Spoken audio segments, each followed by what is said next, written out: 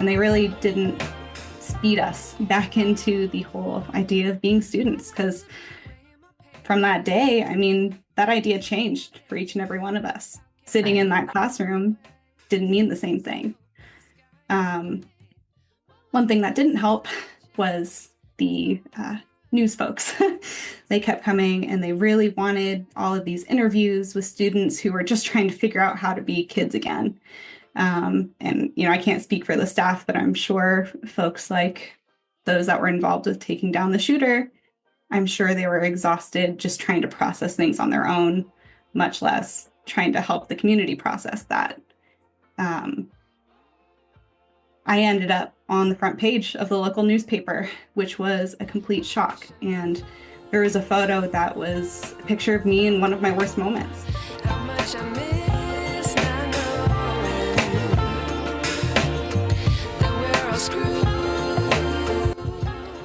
A few years ago, I started writing a fictitious story based on my time as an educator. It is called Taught, and the story was partially inspired out of anger and frustration fueled by burnout. Okay, actually it was more than partially inspired by anger and frustration.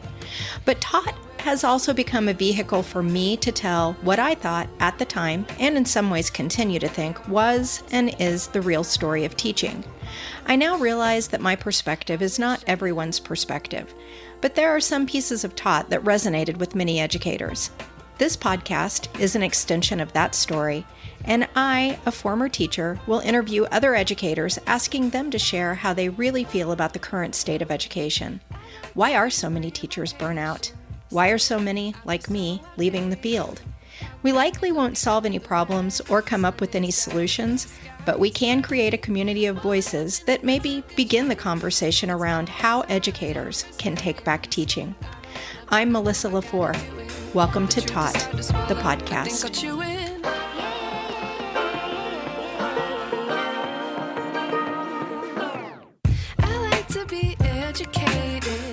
Hey everybody. Before I even begin this episode, I want to issue a trigger warning. We are going to have a roundtable discussion today about school shootings. This subject is extremely sensitive and not for all audiences. Please stop here if you have young children listening and or you find the content too disturbing. And if you need assistance in coping with any of the topics that come up in today's episode, I always have the immediate help link on each episode to Health Central's section of emergency help resources. There, you can find contacts for most resources worldwide, including 988, the National Emergency Mental Health Hotline. You can call or text 988 at any time to get support. So we're going to start out with some statistics. And this first statistic that I'm going to give you, it's actually a group of statistics. It is from an article on CNN.com that was published on December 16th. And the article states that as of December 16th, the 351st day of the year, there have been 83 school shootings in the United States in the year 2024. 27 were on college campuses, 56 were on K through 12 school grounds. The incidents left 38 people dead and at least 116 other victims injured. And again, that was on CNN.com. On the day after this report came out, I just happened to be listening to music on my computer and doing research for an upcoming podcast that was not about school shootings. And it popped up on my computer, another report about a school shooting. This shooting was in Madison, Wisconsin, and had happened on December 16th, which is why it was actually not part of the original report on CNN.com. So it changed these statistics to 84 school shootings, 57 on K through 12 school grounds, 41 people dead, and at least 122 other victims injured. Today, I have two people with me, and we are going to discuss the toll that this specific issue is taking on education from students to educators. Kaela is a research project coordinator in Kansas and has had the frightening experience of being on campus when a shooting occurred. Michela is a special education teacher currently residing in Colorado. And I'm going to have each of you tell us a little bit about yourselves, and let's start with Michela. Hi. Yeah, I had a lot of time to think about these things. But was a special education teacher in Olympia, Washington for about a decade. I needed a bit of a life change and I wanted to be a part of the solution I keep seeing education really need. So I moved to Denver, Colorado, and I started my educational consulting firm, Oli Able, with the intention of raising and preparing our teachers to be able to handle unique students that all learn differently and just do what my kids deserved and the future kids deserve. I had my school shooting experience my first year of teaching, and it was it felt like a very unique situation as a first year teacher who had been in run, hide, fight trainings, had been watching TV, grew up in the Columbine era where pop culture shows were covering it. But when you have to go through it and then figure out how to finish the year out with students with intellectual disabilities and explain it to them, that whole part of the journey was really interesting and it's shaped the way I see the world. I don't want to say we're looking forward to hearing about what that was like, Michela, but I definitely think the fact that I could say I want to do a podcast like this and easily find two people who have been through similar experiences says volumes. So, Kaela, I asked you to do this podcast because I knew you had experienced this firsthand and that you now are also working in education. You are not in the classroom, but still you have probably more interaction than most with the world of classrooms and students. Can you tell us a little bit about yourself and then your experience with this issue? Yeah. Um, Thank you, Melissa, for having me and for discussing this topic. I know it's really hard to talk about, and it never feels like you're saying the right thing, and that there's a solution that even being through it, that better than everyone else on how to deal with this. So thanks for giving me a place just to talk about my own feelings and my experience. And just a little asterisk, like if I mention any other places, these are my own opinions. So take that with a grain of salt. But I currently work as a research project coordinator out of a center in Kansas. And what the center focuses on is making learning more accessible for students. So a lot of that work pertains to creating and facilitating professional development opportunities for students and teachers and other folks who are involved in education. That's been absolutely eye-opening to me because I'm starting to see firsthand just how much stuff staff within the education system takes on. And they're always taking on more. And those things just tend to avalanche and lead to burnout despite best intentions. And so you throw things like school safety on top of all of that, and it feels like being an educator isn't just about teaching. Like, you have so many other hats that you have to wear when you step into the classroom. In a past life, I was also on the board of directors for the I Love You Guys Foundation, which works in the school safety sector by creating and training on a range of different responses. So crisis response, post-crisis reunification, and it's geared towards educators to first responders and a whole bunch of people in between. And I actually got involved with that work after being a witness to a school shooting when I was in middle school. One of the teachers who actually ended up tackling the gunman saw that I really struggled with this and found that doing something about it, being involved, was a great way to heal. And I found that so far for myself as well. So, yeah, it's a little bit about me. Yeah, I think that action piece is actually something that I get stuck on sometimes. So, one of the issues that I have with just the whole issue of violence in schools and school shootings in particular is that it is so prevalent at this point in our history that it's easy to forget when it happens. And social media, in my opinion, gives people a false sense of doing when what we need is a call to action. So kudos to the educator that got you involved in action steps. Because posting a caring heart on social media, that's not an action. It gives us that feeling of action. And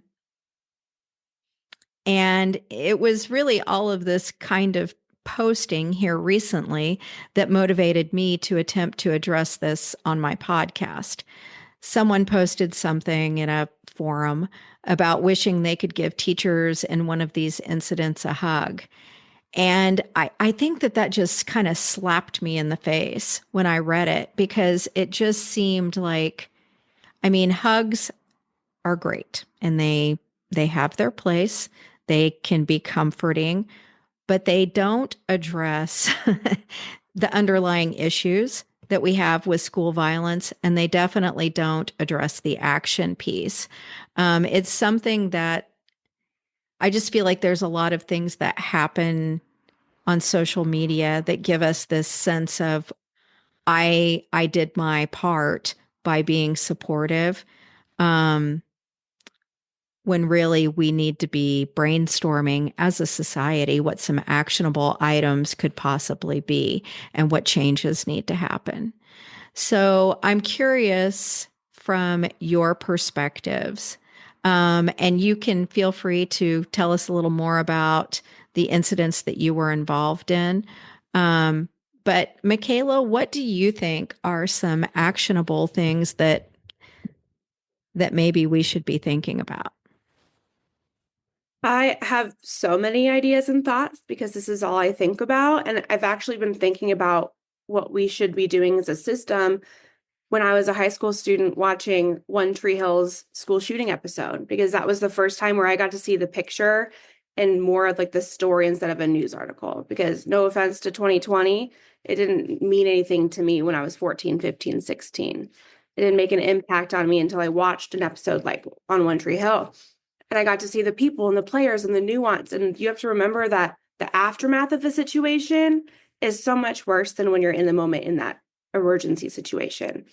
And I think when you brought up the first thing people want to say, I want to give them a hug. We don't want hugs. We want you to come and do the paperwork for us, because we don't want to do any executive functioning, filing, figuring out our real jobs when we're trying to pick up the pieces and take care of our kids, right? Come and volunteer, give us, I don't want cake, I don't want ice cream, I don't want I do want coffee, so I won't turn that down. But we want help, because school, when we go back to school, we have to keep doing all those different things that aren't the reason why we're there, and the extra workload of taking care of ourselves, each other, and our kids, And I think that's first step. Second step is when we're on the news, you need to share stories of the aftermath, stories that are more nuanced and not just the gore of it all, because no one cares about that. We're all numb to it. But the next week, 2 weeks, 3 weeks, how do we all work together as a community and put that next step? I think that's the huge piece that we need to fix as well. I really appreciate you saying all of that, especially, I don't know that I have heard anywhere where teachers have said, when this happens, this is what we need. No. So you saying that is huge. I don't know that as a society we think to even ask in the aftermath, what do you need? I see a lot of posts and people talking on TikTok or whatever about, family members who lose a loved one, and they don't want thoughts and prayers.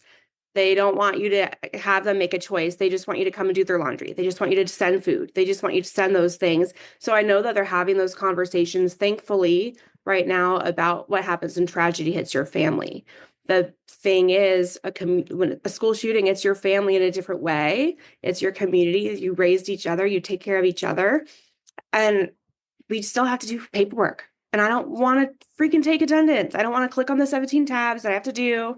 I don't want to call home and say, hey, you have an F, because who cares when you Right. have all this stuff going on? So those are the things, you know? Yeah. Kayla, what do you think about that? I know also you're already involved in some actionable areas. So give us your thoughts on this.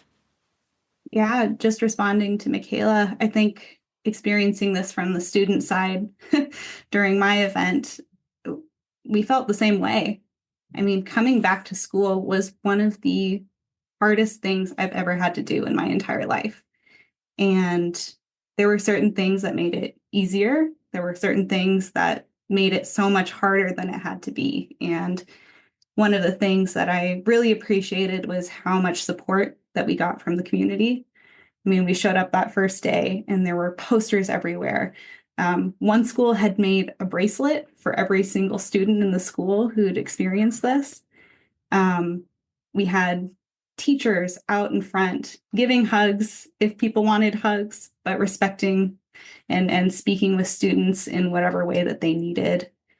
Um, and of course, parents helped a lot with that as well. And especially the first few days getting back to school, they were always there to help us try to be comfortable. And they really didn't speed us back into the whole idea of being students, because from that day, I mean, that idea changed for each and every one of us. Sitting in that classroom didn't mean the same thing. Um, One thing that didn't help was the news folks. They kept coming and they really wanted all of these interviews with students who were just trying to figure out how to be kids again. And, I can't speak for the staff, but I'm sure folks like those that were involved with taking down the shooter, I'm sure they were exhausted just trying to process things on their own, much less trying to help the community process that. Um, I ended up on the front page of the local newspaper, which was a complete shock. And there was a photo that was a picture of me in one of my worst moments. And, that's not something I ever needed the community to see. And, I kind of have mixed feelings about it, where it didn't help my healing, but maybe it helped the community in a way, in that they did get to see kind of raw emotion and difficulty, and how hard it was actually going back to a place that we would all like to think is safe. So just to touch on the media piece there. Well, I'm thinking that must have felt a bit exploitive at your process. I mean, I'm just thinking we all go through our own process of grieving depending on the event, but for that to happen so soon in your process I would think it would have made you feel exploited. Well, when you Google the event too, I mean, there are a billion pictures of other people that I know. They're sobbing in their parents' arms. They're being rushed during the reunification process from the school to the separate reunification point. And it's just all of these really raw emotions. And as kids, I think you're a little more inclined to want to speak to a reporter, because you don't quite realize the impact of what you're doing in that moment. It's just, hey, I'm going to be famous, I'm going to be in the newspaper.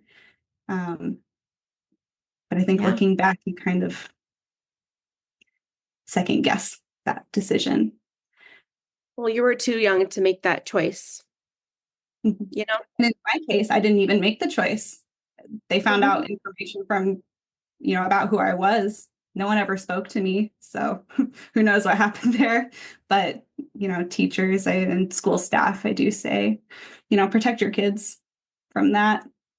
The focus should be Well, on healing and not being in the news.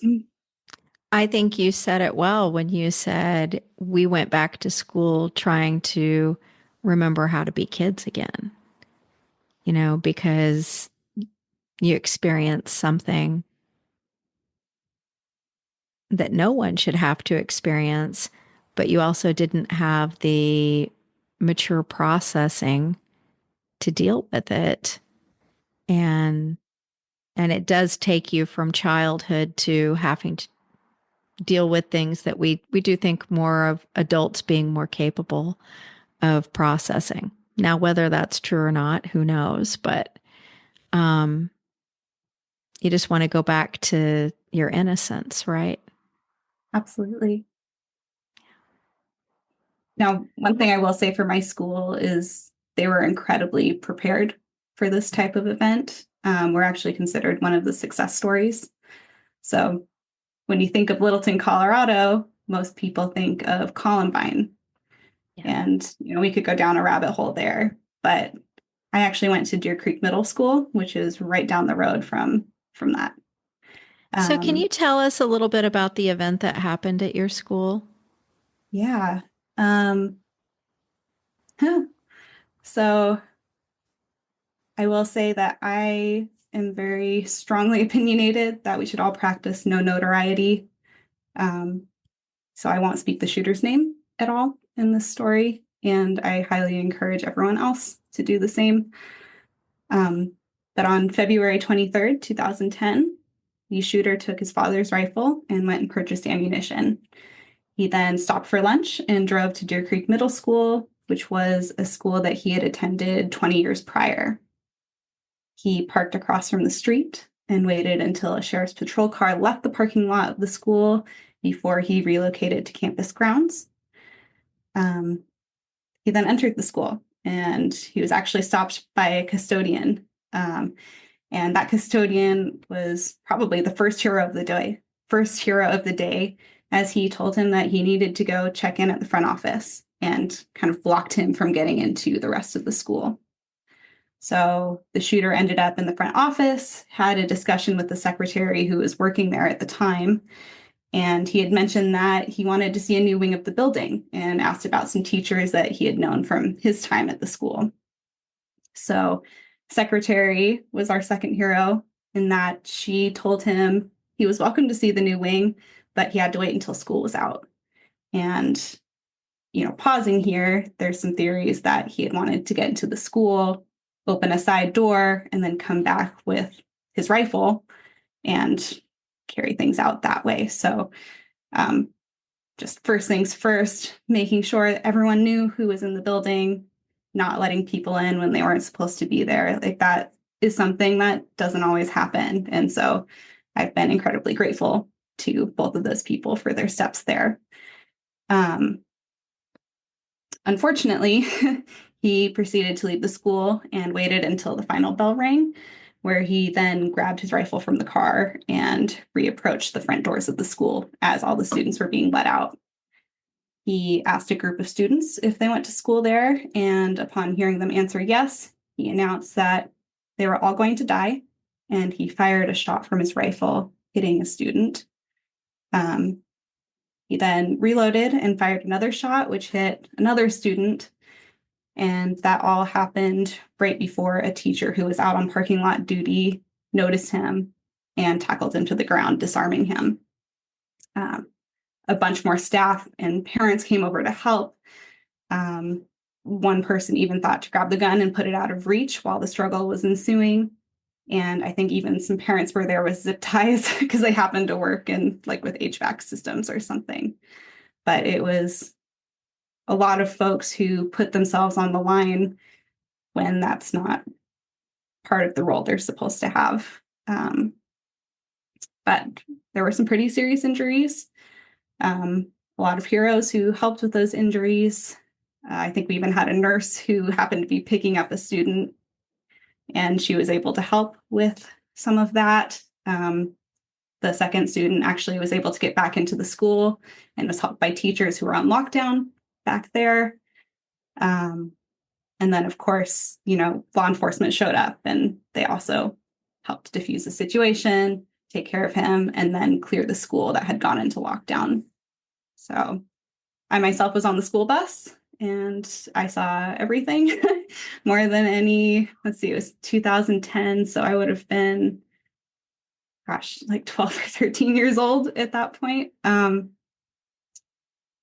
it's kind of amazing the kinds of things that you remember. Like there's some weird flashes, but also going back and putting this kind of recap of what happened together, I realized just how much I've forgotten as well. And the brain processes trauma in such an interesting way. But yeah, the school and staff handled things so well.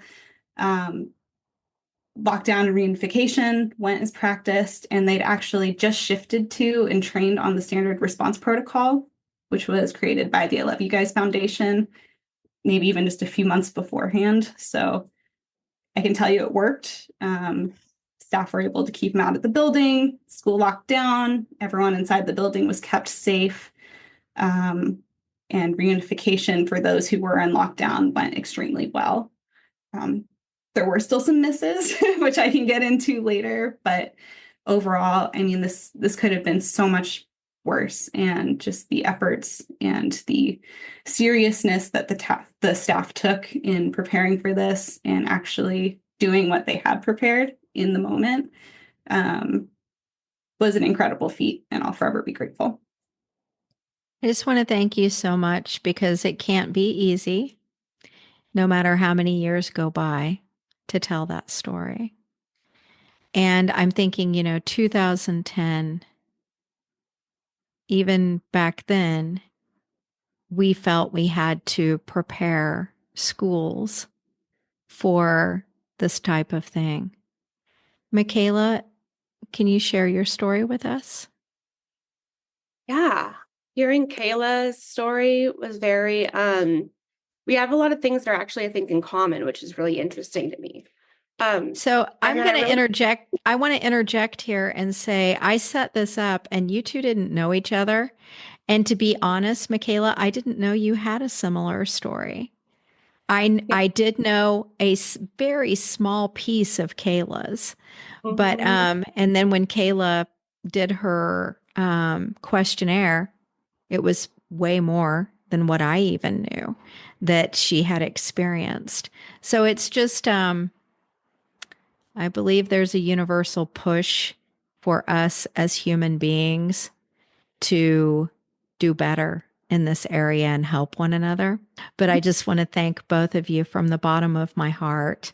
And what a blessing to me that I chose two people who, it's not a blessing that this happened, but have so much experience and so much to share. So go for it, Michela. Lay it on us.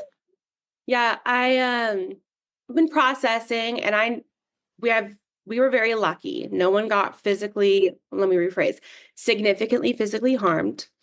One of our teachers, who was my old high school teacher, I forgot to mention that I taught at the high school I graduated from, so I know all these people. I know the community. I know the police officers. It's the friend of the friend of the friend. It's like a small town, not a small town, but it's a community.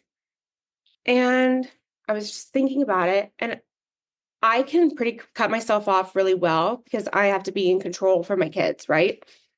But hearing Kayla brought me up, like, it just reminded me of my students and hearing their perspective.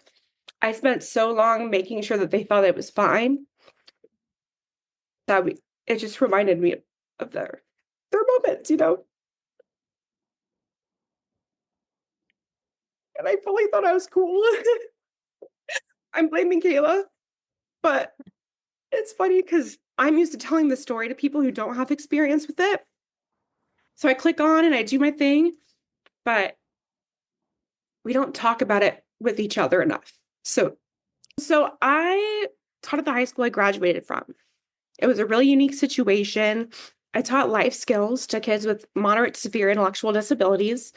And I was just changing the game already because my kids, for the most part, it was very an old school sped platform. So we stayed in the same room. They were with each other. It was just kind of like we didn't even transfer, like walk the halls at the same time. So from September to April, I had spent so much time and being intentional about making my kids a part of the community. Inclusion is a big core about who I am, but figuring out how to implement it in a way that made sense for everybody and made it genuine was huge for me. So I was networking. I joked that I didn't get to teach. That was like the last thing on my list. I was PR and marketing. So we were doing a lot of stuff. I started a Special Olympics club. My kids were out in we did unified sports. We were in it to win it, and we knew a lot of people. And so by spring, I'm so grateful that we had that foundation, because in the morning, it was before school started. So it was in like passing lunch, breakfast time. In the morning, we ended up having a shooting. A student walked up to the top of the stairs where he could oversee the whole commons. And that's when over 1,000 people are walking around this place. We have a lot of other staff members that are supervising, but it's the same staff members who've known each other for 20 years and are shooting the shit and just like making jokes and talking about their golf swing. And I'm so grateful those staff were there. And I'm so grateful that my old teacher, and I think that's the other part about it, I love, it's when I talk about Brady, my old social studies teacher, I learned so much from, and he was a big reason why I wanted to be a teacher. And he is vigilant, he paid attention, and he tackled the kid who took 2 shots in the air. He shot at the ceiling first, so he had a mission. He wasn't, who knows what his story was, and we were really lucky. He could have done way worse within that time. But turns out my friend, colleague, and former teacher, Brady Olson, was able to tackle the shooter and take care of us. Now, I was, fun fact, in the principal's office with the principal, another teacher, and one of my students.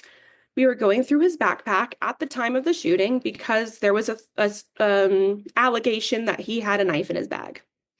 And it was this drama where I was like, he doesn't have a knife. I'm like, I know it's not there, but we have to follow the protocol because safety.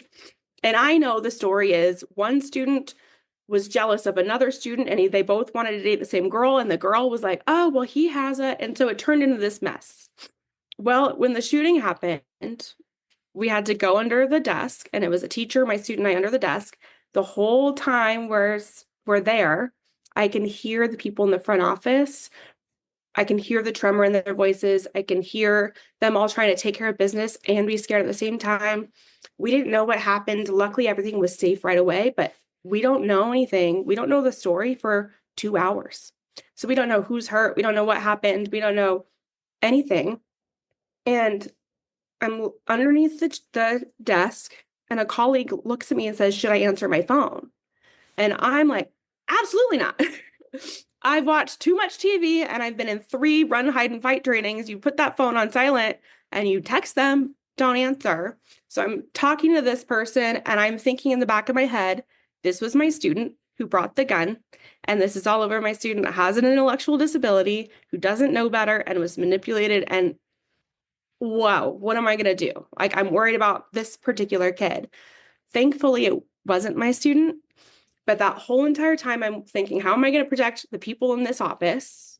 How am I going to protect that student who I know it wasn't his fault? So how am I going to advocate for this kid I think is mine, who brought a gun, whoever? How am I going to handle this stuff? And I'm 22. I think I just turned 23. So I don't know anything.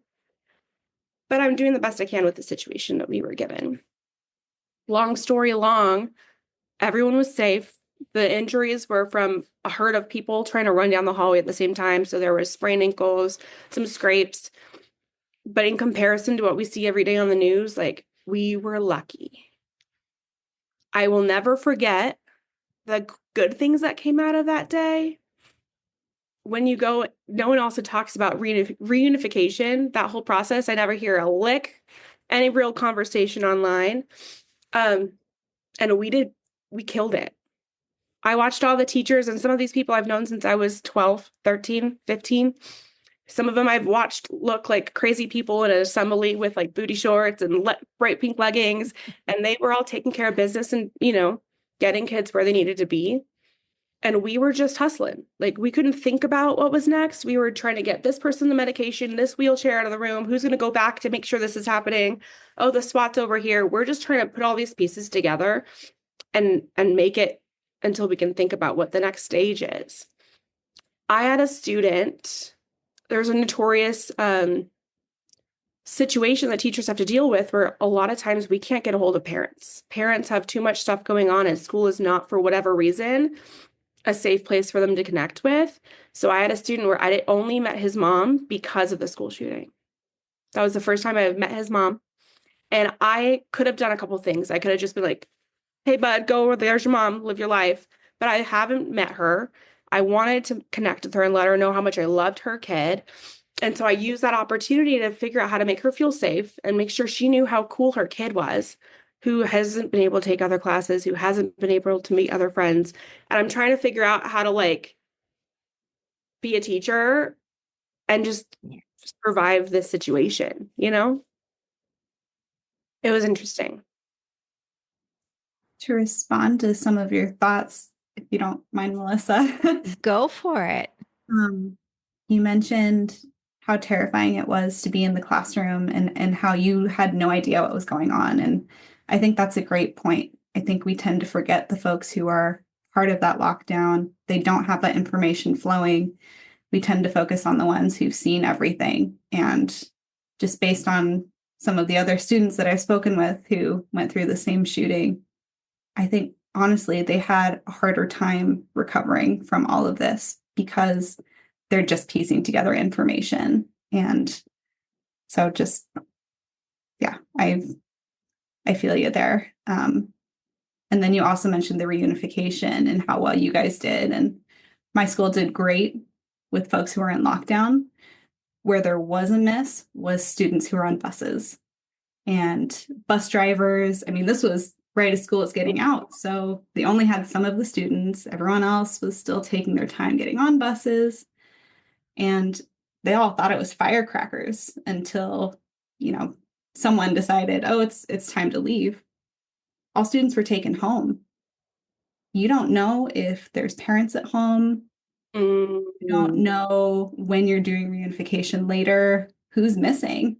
You're not getting that mental health. You're not getting that support that you initially need after an event like this. So we also just wanted to point that out where reunification, there is a checklist, but things tend to happen during very inconvenient times. And so when we are doing these drills and practicing, preparing for things like this, we can't just practice during the convenient times. We also need to look at things like lunch periods, getting to school, getting out, class changes, because there's a lot of opportunity there for things to go wrong and for people to be left behind. I didn't even And it think is- about that. Sorry. No, go ahead, Kaela.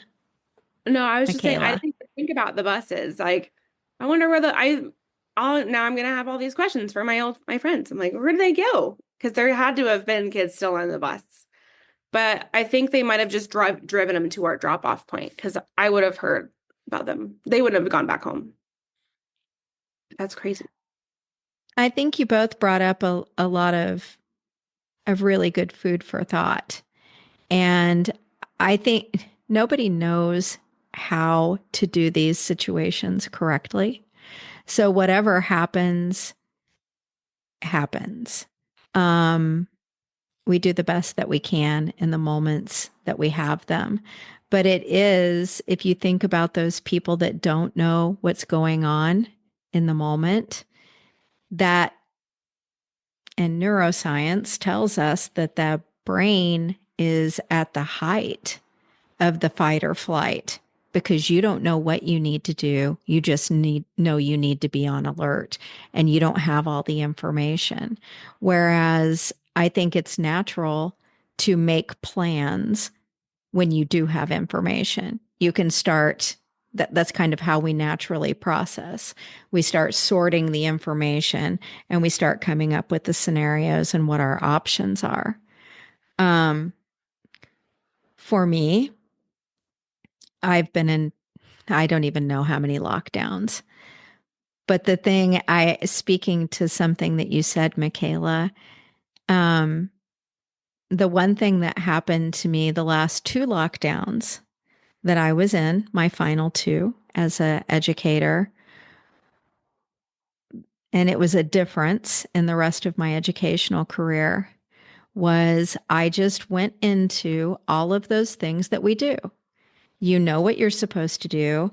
You know the things that you're supposed to be thinking about. You start going through the checklist in your mind. And after it was over, I realized not one time during the hour or 2 hours, however long it was, did I ever think about my own child that was also in that school. I just went through all the things that I knew I had to do. And as you were talking about all of your responsibilities and all of those kids that you were responsible for, I sometimes don't think that the public at large realizes that every time we have a threat, whether it's real or not, we go through that as educators. We go through, is everybody where they're supposed to be? Are all of my kids safe? Mhm. But not once did I think about my own biological child who was also in that school system. So it is really, it was kind of a jarring moment for me. And it happened not once, but twice. So I personally feel like the potential of an event, a school shooting, or just a violent event, those things contributed to my burnout as an educator and as a mom. And, you know, the brain has to feel safe to learn. It can't be in and out of fight or flight mode. And we know this if we're looking at how kids learn content. But the same is true for teaching. My last year of teaching, I had a kid bring a hunting knife to school, and the student threatened other kids with it. And I felt like I had so many events over my years of teaching that just led me to consistently be in the fight or flight mode. Most of the time I was in the classroom. I mean, my nervous system was operating up here all the time. I was just trying to make sure nothing bad happened. Um, and maybe that was just me. Maybe that's not other teachers, but I don't think so. I think a lot of teachers are operating, or educators. I don't want to say just teachers. I think it's administrators, school secretaries. I mean, we just have this such an enormous responsibility at this point in our history in the United States. And how can that be healthy or helpful to our student population? So I'm curious to hear what you think about where we go from here. How do we, is it possible to bring back that feeling of safe schools? Um, and if so, how do we do it? So, Kayla, what do you think about that? I think first and foremost, if you can be prepared, I think that's one of the most important things that you can ever do. And being prepared doesn't mean just going through the drills, but it actually means sitting down, thinking through some of the possibilities for things that could happen, and really discussing with yourself, discussing with others, your kids, both your own personal kids and your students.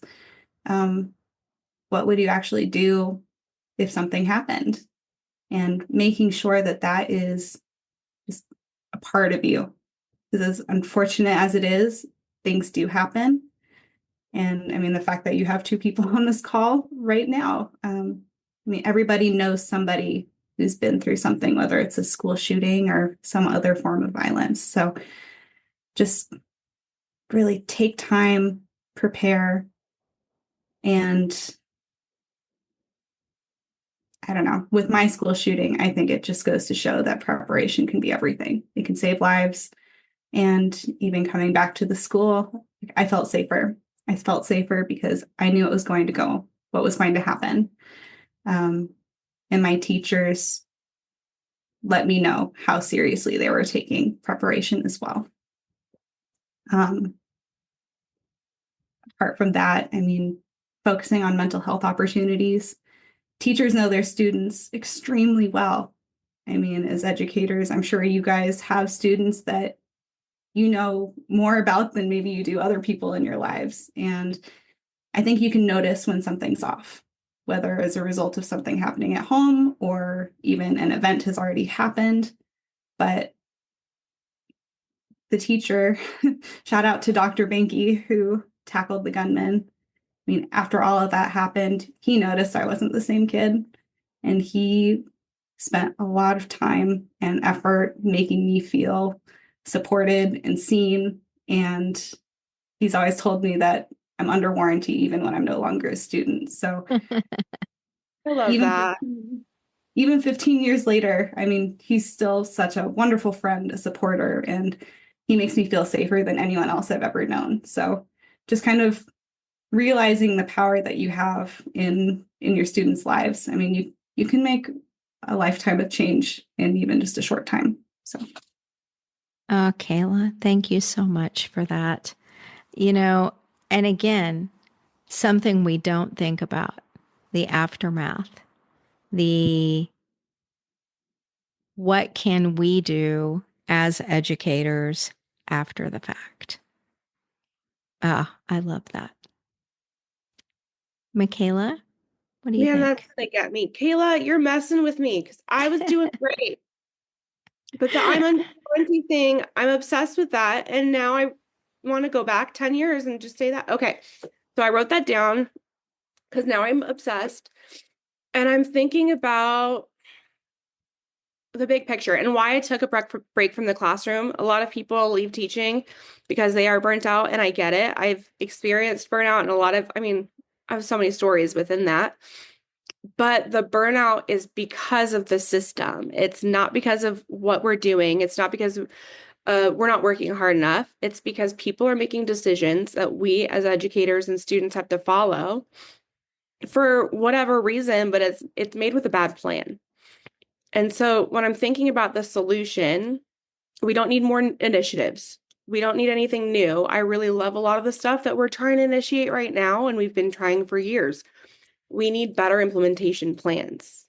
People will try to have a solution and they're trying to rush to provide a solution. And I feel like they're rushing to say, oh, we're doing SEL. Oh, we're doing this because they want to check a box and show that they're doing something rather than doing something with fidelity.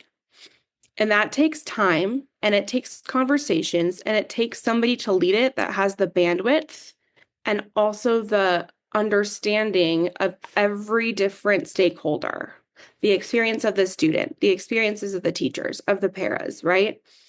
And we need to get out of the mindset that the schools are the only thing doing stuff for a community. Like the schools are supposed to be serving the community, but in reality, the community needs to serve that school as well.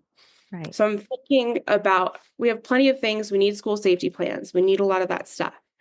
And we need somebody that has the emotional bandwidth to facilitate conversations with those teachers so you guys can figure out what they do need, what areas they are still stressed out about. I was the leader in my classroom where we had to have the conversations no one wants to have, which is how are we going to get this student that's nonverbal using a wheelchair and 200 pounds up these stairs? What are we going to do? We can get all of these kids to hide over here, but what are we going to do with these two students who physically can't move? And how am I going to train students with all disabilities to follow the expectation? And that's stuff I have to teach from day one, right? You have a school drills and gen ed kids can contextualize it a little bit easier, but we have drills a couple times a year, but I have to have these really hard conversations and no one taught me how to do it.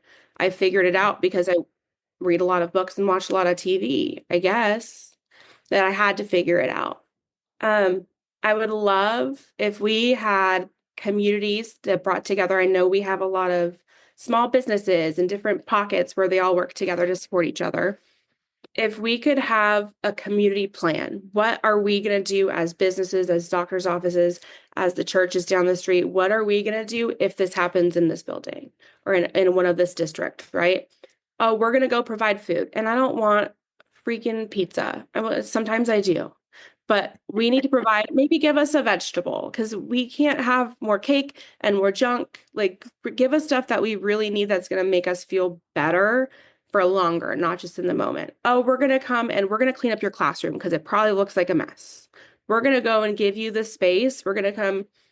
If you show me this, I'll file all of this paperwork and we're going to take that off your plate so you can have that time with your kids, right?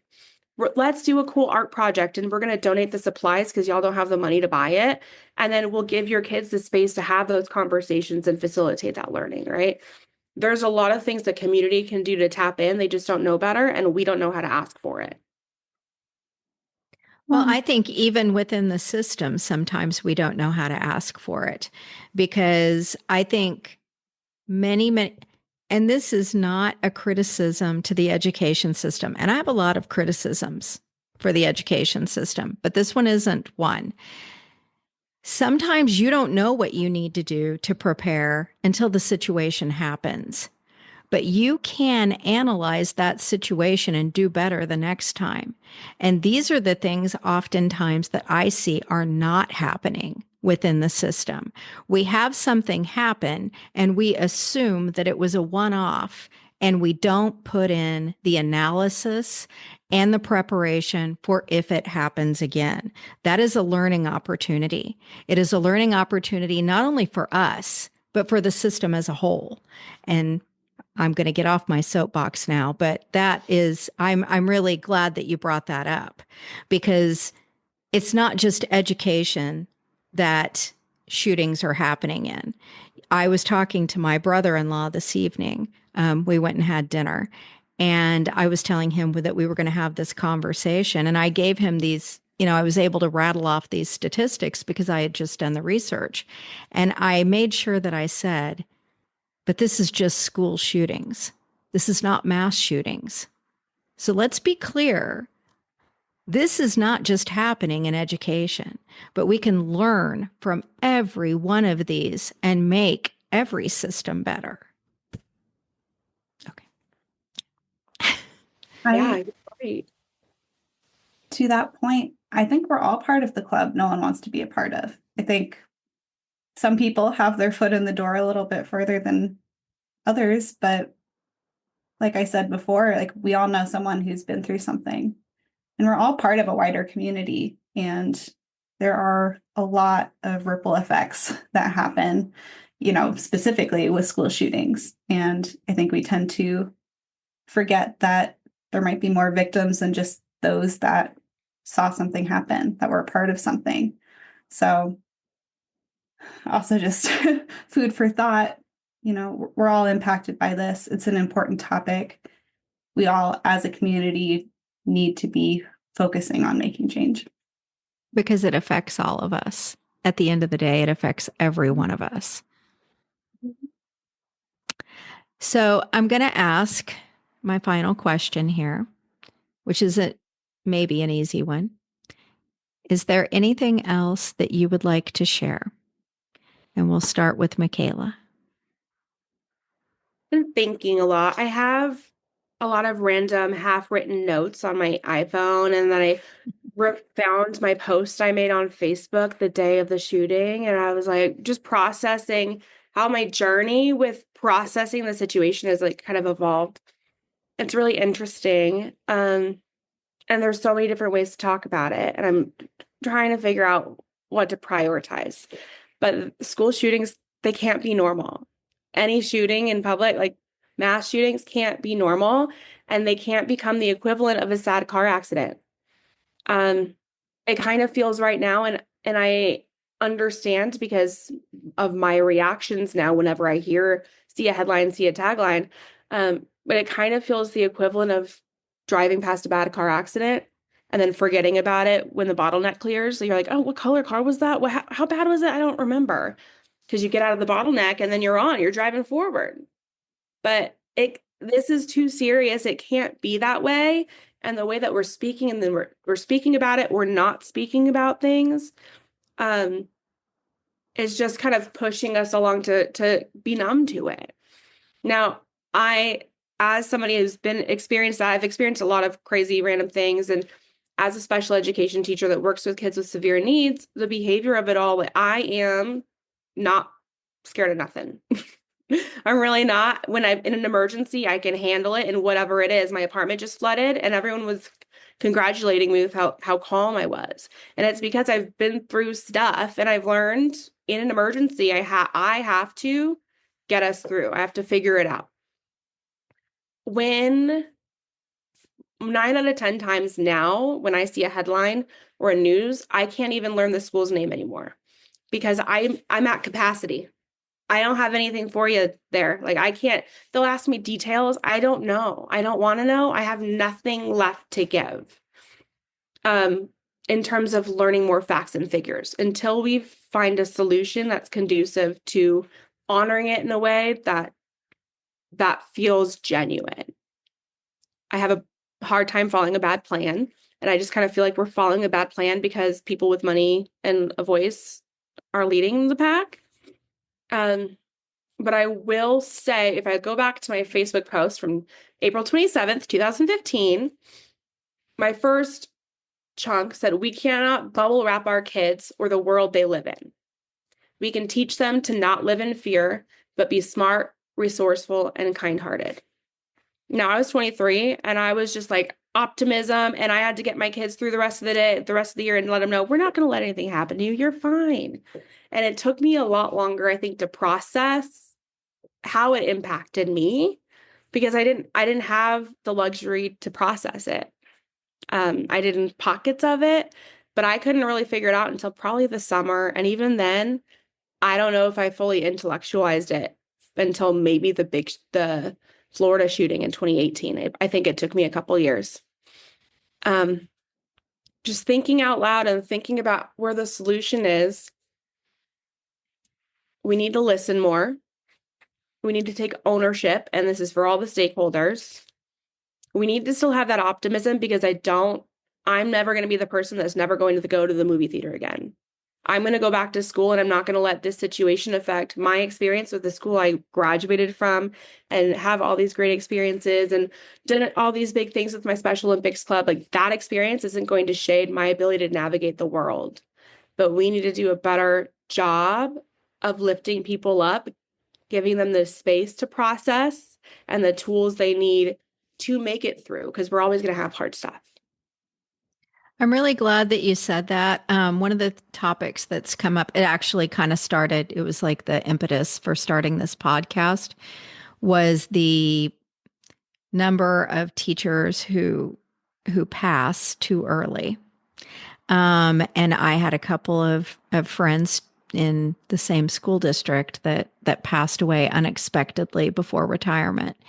And something that I hear quite frequently, whether it's school violence or whether it is a really bad CPS situation, and you all know what I'm talking about, or whether it is a colleague passing, is that as educators, quite frequently when the unthinkable happens, we just simply don't get the process time. You have to save it for spring break or summer break or winter break, whichever one's coming up. And that's not fucking fair. So, Kaela, is there anything else you would like to share before we sign off here? Yeah. School shootings tend to leave the headlines pretty quickly. You know, a lot of headlines happen that first few days, and then we tend to forget about the after effects, the aftermath of everything that's happened. And everyone deals with things differently. And there's not really an instruction manual on how to feel better after a school shooting, how to recover from that. We just all need to, I ask that people be patient with one another, give people space to process and feel the feelings that they have, because they are extremely complex and they pop up at the weirdest times. One of my weirdest memories from the shooting was somebody dropped their cello on the sidewalk. And when I think of the shooting, honestly, that's the first thing I think of. And now I'm a musician, so maybe that's why it sticks with me. But when I hear cello, it comes up. So just giving space, even, 10, 15, 100 years later, it's never fully going to be healed. And especially when other headlines do appear, that's just another wound.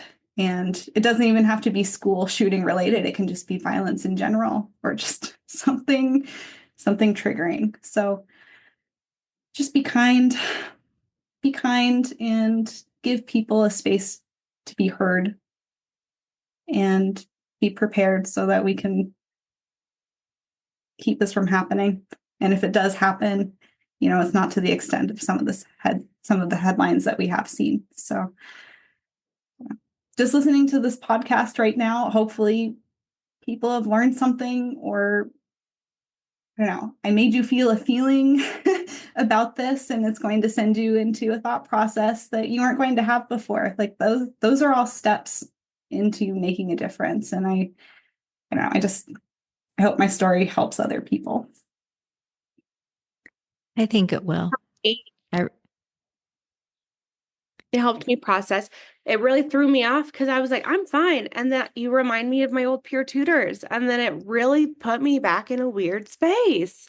But having those conversations it's been really helpful for me because I don't talk about it with other people as much who have been through it, Well, it's hard to.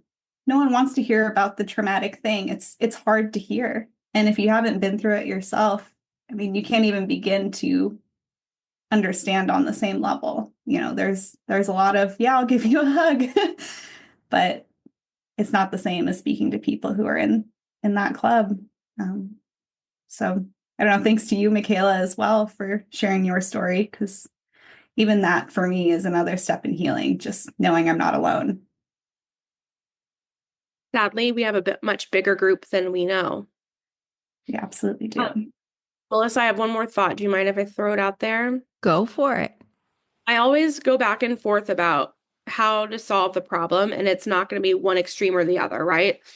So I have that optimism. We can't be afraid. We can't live in fear. But also, this is a political issue. Like, this is an issue that thoughts and prayers can't solve. Moments of silence, none of that. We've done it a lot. We've had a lot of practice, and it hasn't made a dent. It hasn't made a dent in anything. So if we can go, I'm trying to phrase this. If anybody listening or anybody has an opinion on school shootings and think they know the solution, you better be solution focused and not just try to get us, whoever, to believe in your opinion. Work together intersectionally, interdisciplinary, well, you know the word. But we need to work together to be solution focused. And I think it's long past the venting phase, and we need to figure it out. I agree. I want to thank both of you for agreeing to do this. In my opinion, we cannot talk too much about this. And I appreciate your willingness to come on here and share, because I know this was not easy for either one of you. So if you are listening and would like to participate in our conversation, this episode will be on my Buzzsprout channel, YouTube channel, Instagram, and LinkedIn. Don't let this important conversation end here. I wish I knew.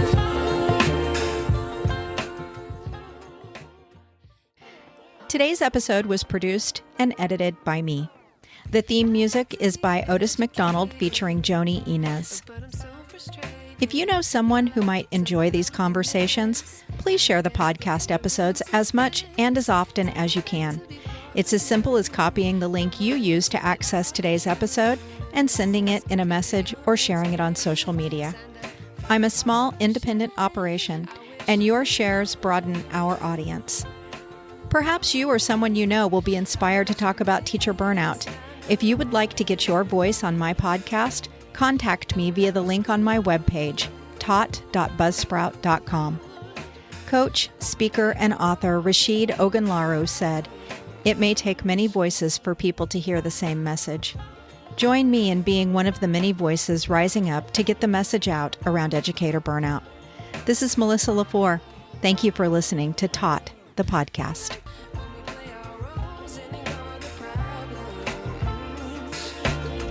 I wish I knew. I have an important reminder/disclaimer to share. The views, thoughts, and opinions expressed by the hosts and guests on this podcast are their own and do not necessarily reflect the official policy or position of any other agency, organization, employer, or company. Content provided on this podcast is for informational and entertainment purposes only and should not be taken as professional advice. We encourage you to do your own research and consult with qualified professionals before making any decisions based on the information discussed in this or any other episode. Additionally, any opinions or statements made during the podcast are not intended to malign any religion, ethnic group, club, organization, company, or individual. Listener discretion is advised. Thank you for tuning in.